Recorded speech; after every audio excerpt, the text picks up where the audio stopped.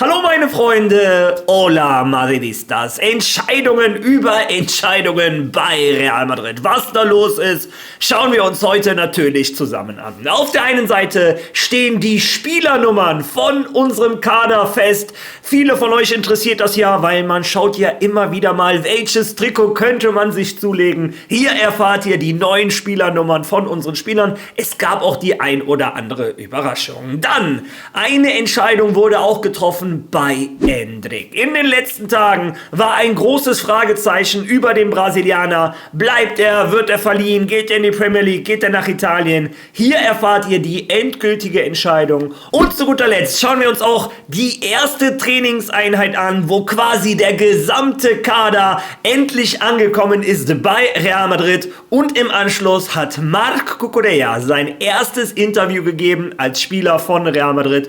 Ja, und das war sehr, sehr schön. All das und noch viel mehr in diesem Video. Viel Spaß dabei.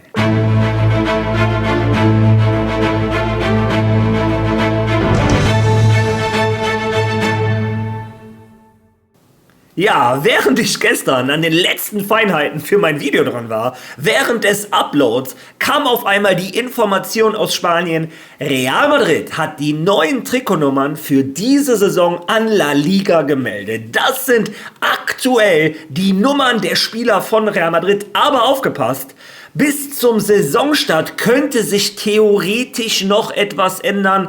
Naja, der ein oder andere Spieler könnte ja noch verkauft werden. Also bevor ihr jetzt blind zu Real Madrid in den Shop lauft und euch die Trikots holt, vielleicht noch mal 1-2 Wochen warten. Da seid ihr dann zu 100% sicher. Ja, fangen wir direkt an mit einem Kandidaten, wo ich mir nämlich gar nicht so sicher bin, ob er die Nummer behält. Aber das wird sich in den nächsten Wochen entscheiden. Die zwei Spieler, die ihre Nummern im Kader intern getauscht haben, sind nämlich unsere zwei spanischen Innenverteidiger Raúl Asensio und Dinhausen, und die übernehmen zwei legendäre Nummern. Ja, welche Nummer bei Real Madrid ist nicht legendär? Aber Raúl Asensio schnappt sich die Nummer 2 von Dani Carvajal, sehr überraschend, die zwei ist ja eigentlich ein Außenverteidiger eher. Und Dinhausen übernimmt eine mindestens genauso legendäre Nummer, die Nummer 4 von David Alaba und vorher von Sergio Ramos. Das ist wohl auch der Hauptgrund. Dinhausen hat immer gesagt, sein großes Idol ist Sergio Ramos. Wenn du dir doch ein bisschen Biss und Galligkeit von Sergio Ramos abschauen könntest. Fußballerisch hat Dinhausen mit Sicherheit alles drauf, aber meiner Meinung nach fehlt ihm, ja, die Galle. Ich glaube, ihr wisst, was ich meine. Ja, aber das sind die zwei Spieler, die ihre Nummern geändert haben intern. Ansonsten, die neuen Spieler bekommen neue Nummern. Fangen wir da an mit einem Ibrahima Konaté in der Abwehr. Er übernimmt die Nummer 16 von Gonzalo. Die 16 war bisher fürs Tore-Schießen verantwortlich. Jetzt soll sie Tore verhindern. Ibrahima Konaté nimmt die Nummer 16. Dadurch, dass Asensio die 2 genommen hat, musste Marc Cucurella sich eine neue Nummer suchen, und er hat sich die legendäre 17 genommen von Lucas Vázquez. Ja, Marc Cucurella, ich habe das Gefühl, dieses Trikot mit der Nummer 17 wird sehr häufig verkauft. Dann kommen wir zu Carlos Espi. Ihr merkt, ich gehe numerisch vor. Der neue Stürmer übernimmt die Nummer 19. Die ist ja seit Dani Ceballos Weggang frei, und direkt neben ihm in der Kabine wird Bernardo Silva sitzen. Der Portugiese schnappt sich die Nummer 20. Dann Yan Diomandé. Viele haben geschaut, welche Nummer wird er nehmen. Er nimmt die Nummer 25. Also eine der wenigen Nummern, obwohl ich glaube, ein Rodrigo und ein Vinny hatten die beide auch einmal. Naja, vielleicht tritt er ja in ähnliche Fußstapfen, zumindest in die von einem Vinny. Ja, auf jeden Fall Yan Diomandé mit der 25. Und eine weitere Überraschung, Thiago Pitarch übernimmt die Nummer 27. Wir wissen, Nummern von 1 bis 25 sind die der ersten Mannschaft. Die 27 ist eigentlich eine Castilla-Nummer, aber trotzdem ist er im Kader der ersten Mannschaft drin. Ja, ähnlich wie das letztes Jahr mit einem Mastantuono gemacht wurde. Ja, bin ich mal gespannt, welches Trikot für euch am interessantesten ist. Welches Trikot werdet ihr euch von Real Madrid holen? Morgen möchte ich vielleicht mal so eine kleine Hochrechnung machen. Also schreibt mal in die Kommentare, welches Trikot ihr euch am liebsten holen würdet. Ja, abgesehen davon bleiben wir bei den Nummern, bleiben wir jetzt bei der Nummer 9, und die gehört Endrick. Und das Ganze soll auch kein Zufall sein. In den letzten Tagen habe ich euch berichtet, so war es auch überall in den Medien, Fabrizio Romano etc., alle haben berichtet, Endrick ist sich seiner Zukunft unsicher. Der junge Brasilianer hat gesehen, wie ein Carlos Espy verpflichtet wurde, hat gesehen, wie ein Yan Diomande verpflichtet wurde. Und so wie es aussah, laut der Medien, war Endrick in der Rangordnung sehr weit nach hinten gefallen. Im Sturm soll er hinter Mbappé und Espy nur die dritte Wahl sein. Auf dem rechten Flügel muss er sich prügeln mit Yan Diomande, der die Nase klar vorn hat. Aber auch da möchte ein Brahim spielen, ein Rodrigo, wenn der wiederkommt, Bernardo Silva könnte da spielen, Arda Güler könnte da spielen. Das heißt, ein Endrick hat keinen einfachen Weg in die erste Elf. Ja, und die Gerüchte wurden immer lauter rund um Aston Villa, habe ich euch gestern berichtet. Auch der AS Rom war interessiert, sogar Manchester United hat angeklopft, wie man inzwischen erfahren hat. Ja, doch das spielt alles keine Rolle. Hören wir mal an, was Fabrizio Romano zu sagen hat. Zunächst einmal die Entscheidung von Real Madrid bezüglich Endrick. Was am Wochenende passiert ist, Endrick hatte einige Gespräche mit seinen Beratern, um die Situation einzuschätzen. Diomande wechselt zu Real Madrid, Carlos Espy wechselt zu Real Madrid, Vinicius Junior bleibt mit einem neuen Vertrag. Wie ist also die Lage? Wie viel kann ich spielen? Es gab ein Gespräch, Endricks Berater. Aber ich kann Ihnen garantieren, dass Endrick seit Beginn der neuen Saison bei Real Madrid angekommen ist und jedem gesagt hat, ich will hier bleiben, ich will um meinen Platz kämpfen, ich habe keine Angst, es gibt Konkurrenz, ich habe keine Angst, lasst mich spielen, gebt mir die Gelegenheit und ich werde mein Bestes für Real Madrid geben. Endrick bleibt also bei Real Madrid. Es ist eine Entscheidung des Spielers zusammen mit dem Verein, denn heute Abend hat Real Madrid die Agentur von Endrick, Rock Nation, über den Wunsch informiert, mit dem brasilianischen Stürmer weiterzumachen. Real Madrid, die Direktoren, das Management und der Trainer, José Mourinho, haben alle gemeinsam entschieden, dass Endrick bleiben und beim Verein weitermachen soll. Und so geht Endrick nirgendwem. Endrick bleibt bei Real Madrid und das ist eine wichtige Nachricht, denn es gab einige interessierte Vereine.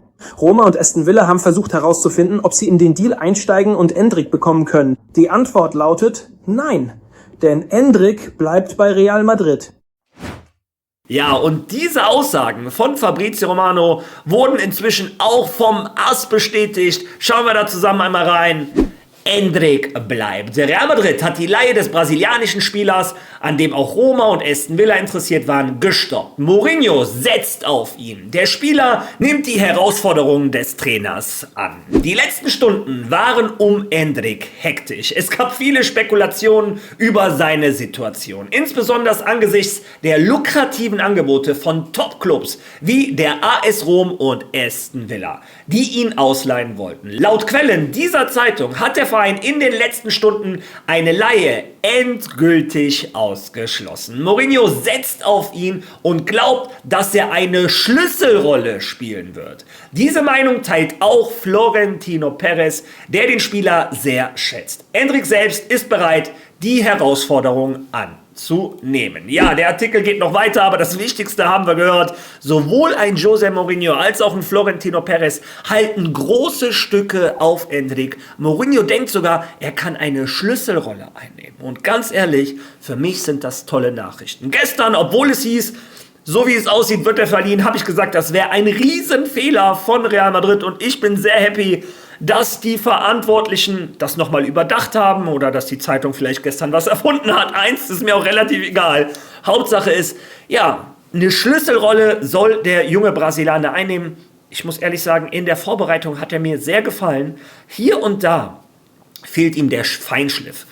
Ich sage immer wieder, Endrick ist wie so ein Rohrdiamant, der muss noch geschliffen werden. Der ist hier und da zu wild, zu ungestüm. Ganz einfach, weil der auch noch nie das gesamte Vertrauen bekommen hat. Der hat immer das Gefühl, der muss in einer Viertelstunde alles beweisen und versucht, den Fußball zu erzwingen. Und das kannst du nicht. Du musst den Fußball fließen lassen, der muss zu dir kommen. Ja, und wenn ein Endrick mal Vertrauen kriegt und ruhiger wird, ja, dann spielt er dir auf einen super Ball. Hat er bei Lyon gezeigt, hat er jetzt in der Vorbereitung gezeigt. Und mir gefällt sein Biss, sein Wille, sein Nicht-Aufgeben, sein Grätschen, den Ball nochmal ins Spielfeld bringen, das steckt auch die anderen an, das steckt das Bernabeu an und du kannst auch als Kylian Mbappé nicht spazieren gehen, wenn du siehst, ein Endrick zerreißt sich da. Ja, sonst hast du irgendwann das Publikum gegen dich. Und ich finde, das ist die richtige Entscheidung von José Mourinho, das ist die richtige Entscheidung von Real Madrid. Für mich sind das tolle Neuigkeiten. Endrick bleibt bei Real Madrid. Ja, und wer auch erstmal bei Madrid bleibt, sind natürlich die Neuverpflichtungen. Ich lasse es mal so ein bisschen parallel einspielen. Bilder, die gestern aufgetaucht sind, wie Marco Correa und Konaté zusammen zum Medizincheck gegangen sind. Die Debütanten von gestern. Ja, und eine Sache, die ich in letzter Zeit nicht häufig mache, aber ich finde, diesmal ist die angebracht. Die komplette Trainingssession gestern von Real Madrid mit Ton etc. Hört euch die Atmosphäre an. Schaut euch mal an, was ein Diomandé so gemacht hat, was ein Konaté gemacht hat, was ein Marco Correa gemacht hat. Und vor allem ganz am Ende achtet mal auf das Traumtor von Kylian Mbappé.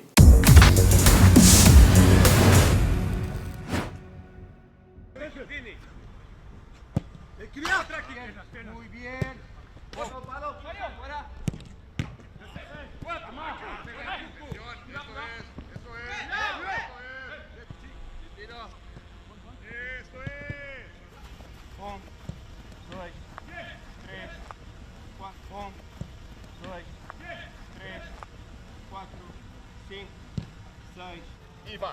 Iva! Bien. Verde, vai! Mantenela! 2, 3, 4! Ok!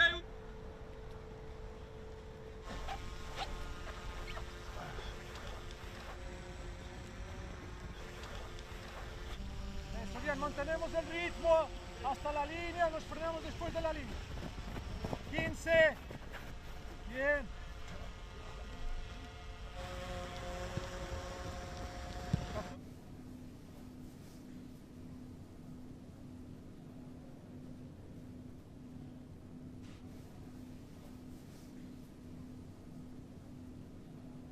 Línea a la derecha. Ok. Hombre, muy bien, sale, corta con todo. Esto es. Derecha. Sin penal. Bravo, Carlitos. Eso es. Atrás, ahí.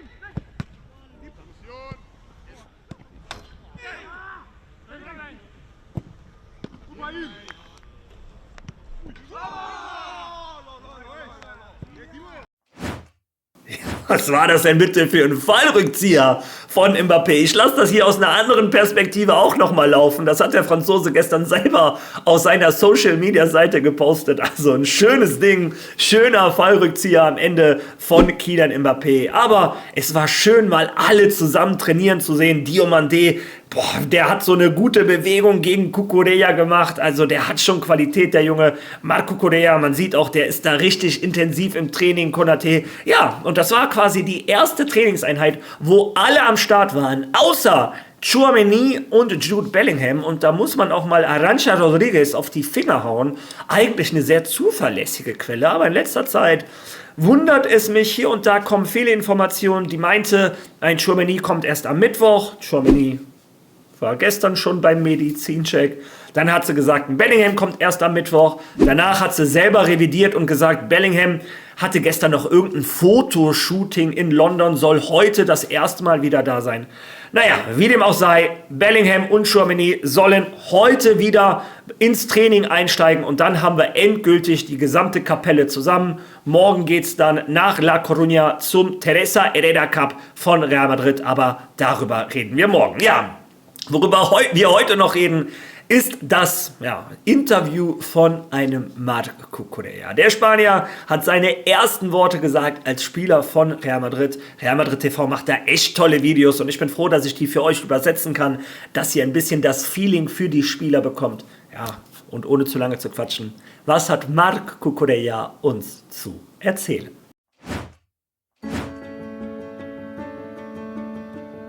Sehr glücklich. Ich habe lange gewartet. Es hat sich lange hingezogen, aber endlich bin ich hier. Heute habe ich mit meinen Teamkollegen trainiert, ich habe alle Leute kennengelernt und freue mich darauf, sie nach und nach alle besser kennenzulernen, uns besser kennenzulernen und darauf, dass es ein großartiges Jahr wird. Es stolz. Ich glaube nicht, viele Leute können von sich behaupten, dieses Trikot getragen zu haben. Wir haben große Legenden gesehen. Es ist ein Verein mit sehr viel Geschichte, der größte in Europa. Und heute hier zu sein, ist, glaube ich, ein Privileg, eine Ehre und vor allem auch eine Belohnung für all die Anstrengungen, die ich während meiner gesamten Karriere auf mich nehmen musste. Sehr gut, alles sehr, sehr gut. Ich hatte schon große Lust, Sie kennenzulernen. Ich hatte mit einigen Teamkollegen gesprochen, die mir geschrieben hatten. Und was soll ich sagen, der Empfang war wirklich sehr, sehr gut. Ein Tag, ein harter Tag, ein langer Tag. Aber ich bekomme schon ein Gefühl dafür, trainiere Schritt für Schritt, denn bald geht es richtig los. Einfach hier Selbstvertrauen. Ich glaube, viel Natürlichkeit auf dem Platz, das zu tun, was wir können und vor allem Spaß zu haben. Und ich glaube, das ist es, was wir alle wollen. Gewinnen und dass es ein großartiges Jahr wird. Intensität, Charakter, Freude. Ich glaube, ein bisschen von allem. Ich bin eine sehr, sehr fleißige Person. Und letztendlich mit Spielern von diesem Kaliber, wenn wir zusammenhalten, ein großartiges Team sind, eine Einheit auf und neben dem Platz, glaube ich, dass wir Großes erreichen können. Als Spieler, als Kind, das mit dem Fußballspielen anfängt, die Gelegenheit zu haben, für einen Verein wie diesen zu spielen, ich glaube, das ist sehr schwer abzulehnen. Als sich die Gelegenheit bot, hatte ich keinerlei Zweifel. Letztendlich habe ich auch als Zuschauer all diese magischen Nächte gesehen. Diese Comebacks im Bernabeu, all die Champions-League-Titel, die sie gewonnen haben. Und nun ja, die Gelegenheit zu haben, das hautnah mitzuerleben, ein Teil von etwas Großem zu sein, ich glaube, das ist eine sehr große Verantwortung, aber auch eine sehr, sehr schöne und wichtige Herausforderung. Unser erstes Heimspiel zu bestreiten, die Fans kennenzulernen. Ich bin schon als Gastspieler im Bernabeu aufgelaufen, auch bei einem Länderspiel. Und nun ja, es als Heimspieler zu erleben, die Hymne zu hören, wie die Fans sind, vor allem auch die Ankunft im Bus, die ich in der einen oder anderen Dokumentation gesehen habe, was bei den großen Spielen beeindruckend ist. Ich glaube, das alles ist eine sehr schöne Sache. Und das sind dann Anekdoten, die für immer bleiben. Hallo Madridistas, da bin ich. Ich freue mich riesig darauf, euch alle kennenzulernen. War ein großartiger Tag, der erste Tag einfach toll. Wir hoffen, hart zu arbeiten, dass es ein tolles Jahr wird und wir alle gemeinsam genießen können.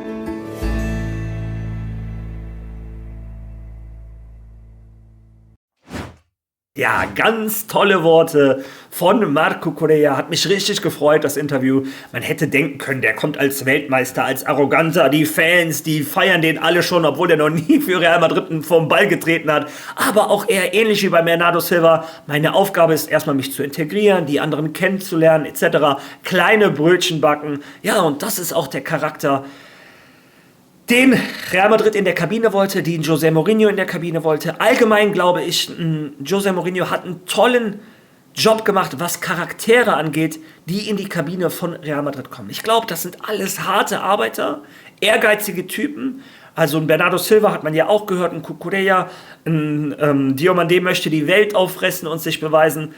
Ich glaube, das ist ein guter Mix. Und umso mehr ich solche Interviews sehe und mir den Charakter der Jungs sehe, die in die Kabine kommen, umso froher bin ich, dass das mit Rodri nicht geklappt hat. Aber das ist eine persönliche Einstellung. Ja, ich bin gespannt, wie ihr das seht. Was sagt ihr zu den Worten von Marco Correa? Seht ihr das mit dem Charakter so ähnlich wie ich? Was sagt ihr zu Endrick? Was sagt ihr zu den neuen Trikotnummern? Lasst eure Meinung, wie gesagt, gerne in den Kommentaren. Like dieses Video, hype dieses Video. Wer noch kein Follow da gelassen hat, es ist gratis für dich und unterstützt mich ungemein weiter. Also wäre nett, wenn du da drauf drücken könntest. Und ich würde vorschlagen, wir sehen uns morgen wieder. Also, bis dahin. A la Madrid!